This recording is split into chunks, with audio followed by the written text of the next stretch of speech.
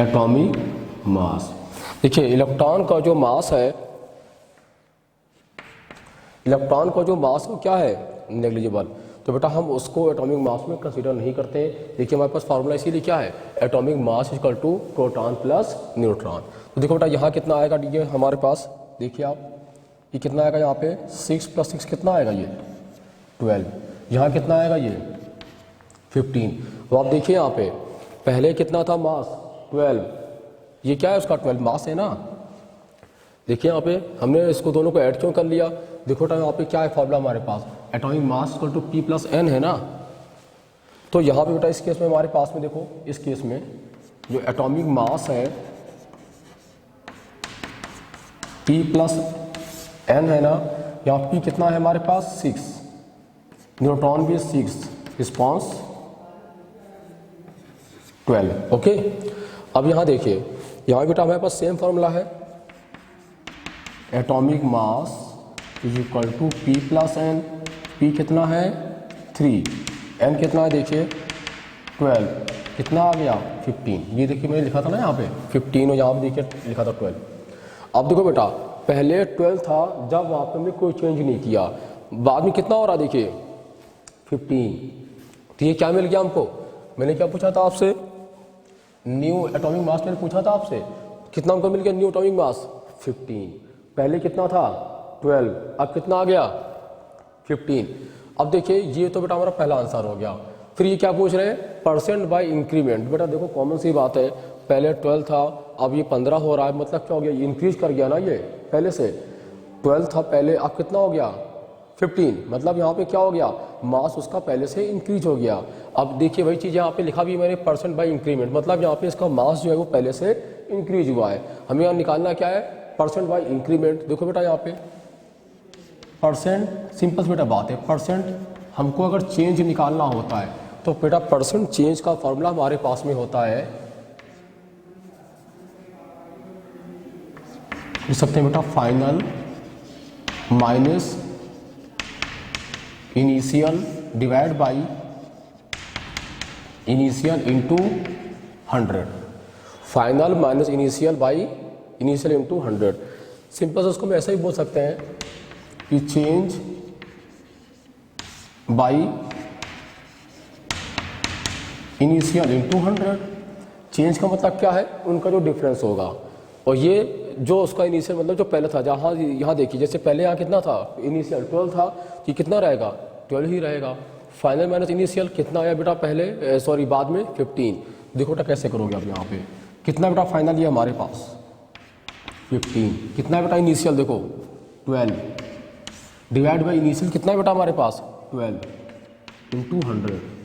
बताओ भाई कितना आ जाएगा ये, 3/12 इंटू 100, ये कितना हो जाएगा 2500 बेटा।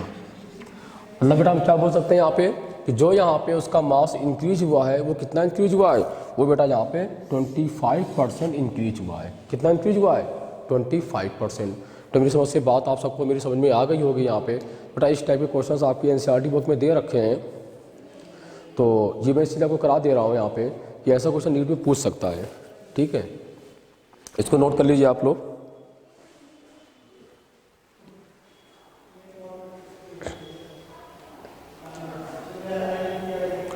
देखो बेटा मैं इसी में चेंज भी कर सकता हूँ। देखो ये जो हमारे पास ना डेटा, देखो इसको मैं चेंज भी कर सकता हूँ। कैसे, देखो अगर मैं यहाँ पे ऐसा कर दूँ, नोट कर लिया होगा आप लोगों ने, अगर मैं इसी क्वेश्चन को यहाँ पे मैं चेंज कर दूँ, मतलब सपोज करो बेटा मैंने यहाँ पे प्रोटॉन की जगह मैंने क्या कर दिया यहाँ पे, अगर मैंने यहाँ पे प्रोटॉन की जगह आपको क्या दिया होता,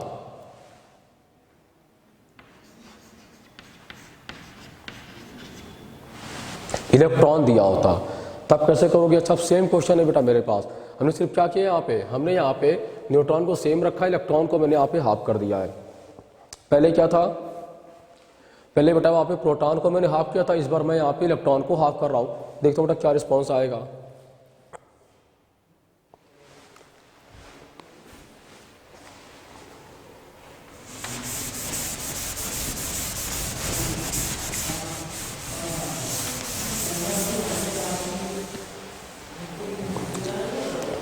देखो बेटा पहले तो ये रहेगा ना, ये तो उसका इनिशियल जो हमको दे रखा था, ये तो हम सेम वैसे ही कर लेंगे, यहाँ तक कोई दिक्कत नहीं हमको। अब देखो हमको यहाँ चेंजेस करने होंगे। देखो मैं यहाँ चेंजेस दिखा देता हूँ आपको।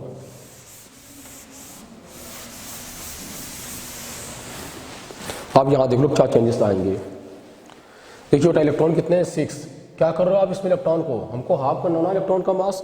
क्या होगा ये 6 इंटू 1/2 बेटा कितना आएगा ये 3 आ जाएगा। प्रोटॉन में क्या कभी हम चेंज कर रहे हैं यहाँ पे, नहीं कर रहे हैं, तो कितना होगा ये 6 इंटू 1 दैट इज 6। बेटा क्या कर रहे हैं हम न्यूट्रॉन को डबल कर रहे हैं, तो 6 इंटू 2 दैट इज 12। देखो बेटा सेम थिंग यहाँ पे, क्या आप इलेक्ट्रॉन को यहाँ करेंगे कंसीडर, नहीं करेंगे, हम बेटा सिर्फ 2 को करेंगे कंसीडर। क्यों करेंगे सिर्फ 2 को कंसीडर, क्योंकि देखो फॉर्मूला हमारे पास में क्या है, atomic mass equal to proton plus neutron. दूसरी बात क्या है कि इलेक्ट्रॉन का मास नेग्लिजिबल होता है, जिसको हम एटॉमिक मास में कंसीडर नहीं करते हैं। तो देखिए अब यहाँ पे कितना आएगा हमारे पास atomic mass, formula P plus N 6 plus 12 that is 18। देखो बेटा पहले कितना था मास 12, अब कितना हो गया 18। मतलब क्या हुआ पहले से, ये इंक्रीज या डिक्रीज, इंक्रीज बेटा। जाहिर सी बात है 18 ज़्यादा है ना 12 से, तो मतलब क्या हो गया यहाँ पे उसका मास क्या हो रहा है, इंक्रीज हो रहा है। चलो पहला तो हमारा आंसर आ गया, न्यू एटॉमिक मास कितना आ गया 18। अब हमें निकालना गया परसेंट बाई इंक्रीमेंट। बेटा सेम फॉर्मूला हमारे पास में है, लगा दो उसको, क्या दिक्कत है। फॉर्मूला क्या है, final minus initial divide by initial into 100। करो बेटा, फाइनल कितना है 18, क्या परसेंटेज निकालना है, माइनस कितना है बेटा इनिशियल हमारे पास में 12 डिवाइड बाई इनिशियल कितना है 12 इंटू 100। कितना आएगा देखिए यहाँ पे 6/12 इंटू 100। 2 टाइम क्या आएगा, ये हो जाएगा 50%। मतलब जो हमारे पास चेंज कितना आ गया, ये बेटा हमारे पास चेंज आ गया 50%। तो आपको मेरी बात समझिए, आपको आ गई होगी कि यहाँ पे क्या हमने किया है, हमने यहाँ पे सिर्फ इलेक्ट्रॉन को हाफ किया था। अब देखो हम इलेक्ट्रॉन में कुछ भी करें, उसका न्यू एटॉमिक मास में कोई फर्क नहीं पड़ने वाला। क्यों नहीं पड़ने वाला, क्योंकि जो इलेक्ट्रॉन्स होते हैं वो पार्टिसिपेट नहीं करते हैं एटॉमिक मास में, क्योंकि उनका मास कैसा होता है, इलेक्ट्रॉन का मास नेग्लिजिबल होता है ना। बेटा हम इसी को और तरीके से मॉडिफाई कर सकते हैं, क्वेश्चन को चेंज कर सकते हैं, कुछ भी बना सकते हैं। यहाँ पे आप भी कर सकते हैं, कोई दिक्कत नहीं ऐसी। सपोज करो ये अगर मैं ऐसा करता हूँ यहाँ पे, चलो मान लो अगर मैंने ऐसा किया होता,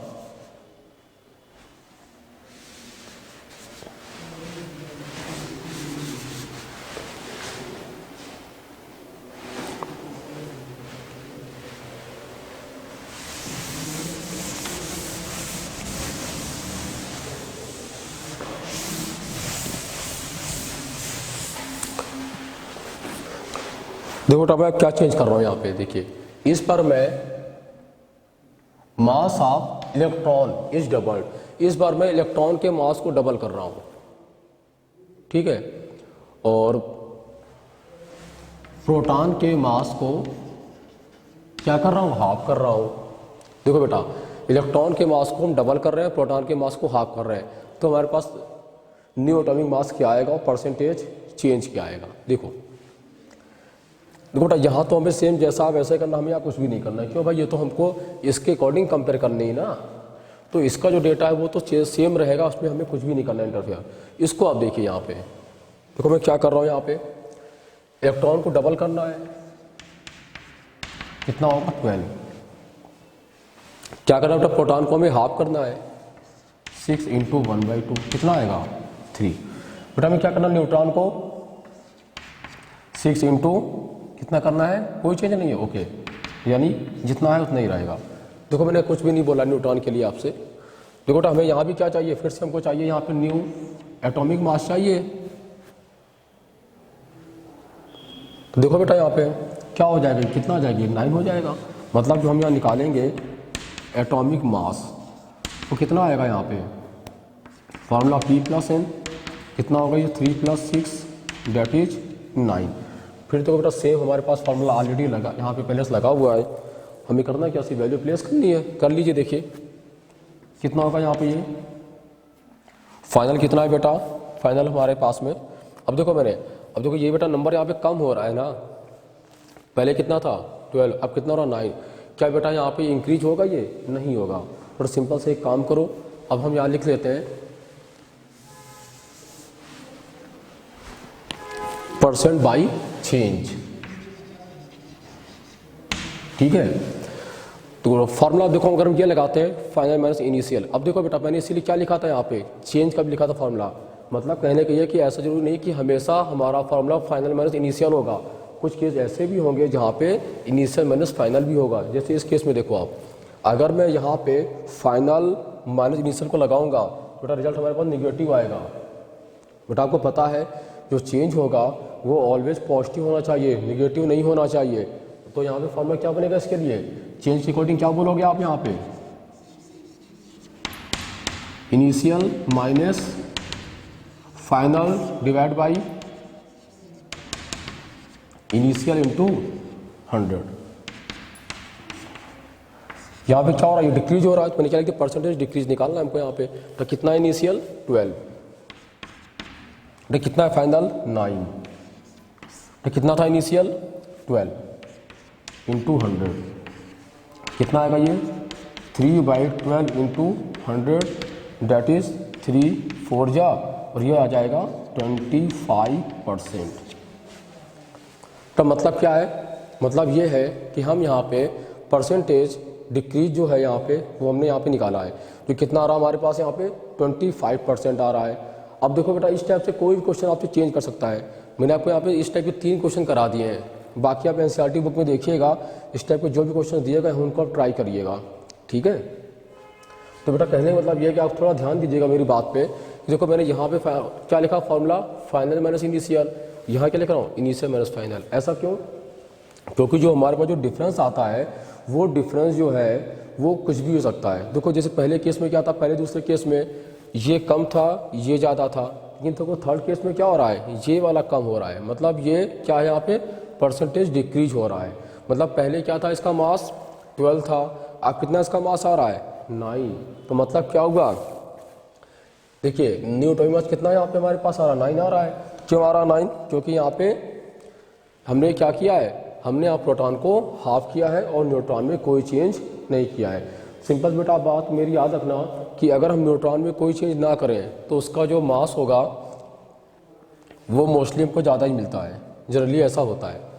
ठीक है, बट डिपेंड करता है प्रोटॉन भी कितने, या वैसा और सिंपल सा कि अगर हम प्रोटॉन और न्यूट्रॉन में कोई चेंज ना करें तो वो जो रिस्पॉन्स होगा वो इनिशियल से हमेशा क्या होगा, ज़्यादा होगा। क्यों, क्योंकि एटॉमिक मास के लिए कौन रिस्पॉन्सिबल होता है, प्रोटॉन और न्यूट्रॉन रिस्पॉन्सिबल होते हैं। बट हम ये भी कहते हैं कि डिपेंड करता है कंडीशंस पे कि हमारे पास कंडीशंस क्या है, उसने क्या वहाँ पे क्वेश्चन स्टेटमेंट में हमको दे रखा है। जैसा स्टेटमेंट होगा हम उसके अकॉर्डिंग वहाँ पे उसको सॉल्व करके देख लेंगे। ठीक है, तो आपको याद रखना है यहाँ पे फॉर्मूला हमारे पास में मैंने, तो इसीलिए आप सबसे अच्छा रहेगा आपके लिए, आप इसको देखो ज़्यादा अच्छा है परसेंटेज चेंज के लिए। देखो मैंने यहाँ लिखा भी है चेंज बाय इनिशियल। चेंज का मतलब यहाँ पे क्या होगा, चेंज का मतलब यहाँ पे फाइनल माइनस इनिशियल भी हो सकता है, और चेंज का मतलब यहाँ पे इनिशियल माइनस फाइनल भी हो सकता है। डिपेंड करता है कि हमारे पास पहले हमारे पास क्या डेटा था और बाद में क्या है, उन दोनों के रिजल्ट के बिहाफ पे हम ये बोल सकते हैं कि जो डेटा हमारे पास में है उसके रिस्पेक्ट में हम फार्मूला वहाँ पे क्या लगाएं, इनिशियल माइनस फाइनल को लगाएं या फाइनल माइनस इनिशियल को लगाएं। वो डिपेंड करता है वहाँ पे उसकी क्या क्या कंडीशंस हैं। तो बेटा आप इनको एनसीईआरटी आपकी जो बुक है उसमें ये क्वेश्चंस दे रखे हैं, आप उनको सॉल्व करिएगा और जो भी डाउट्स हों फिर आप बताइएगा। ठीक है, ठीक बेटा, ओके, थैंक यू।